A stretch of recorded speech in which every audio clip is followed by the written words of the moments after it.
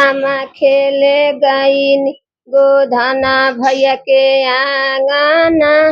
आए खरलिच बउजो देली लूलू आई छोरा ने ननद आंगना।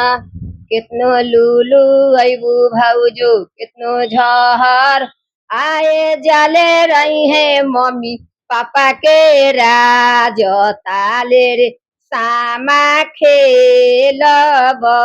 आए जाले रही है मम्मी पापा के राज ताले रे सामा खेलब।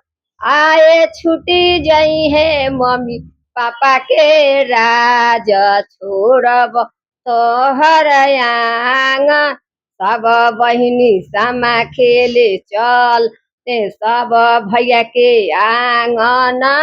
आए सब भौजो देली लूलू आई छोरा ने ननद आंगन।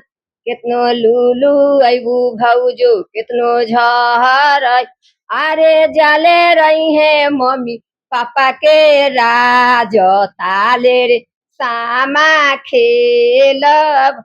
अरे छुटी जई है मम्मी पापा के राज छोड़ब तोहर आंगन।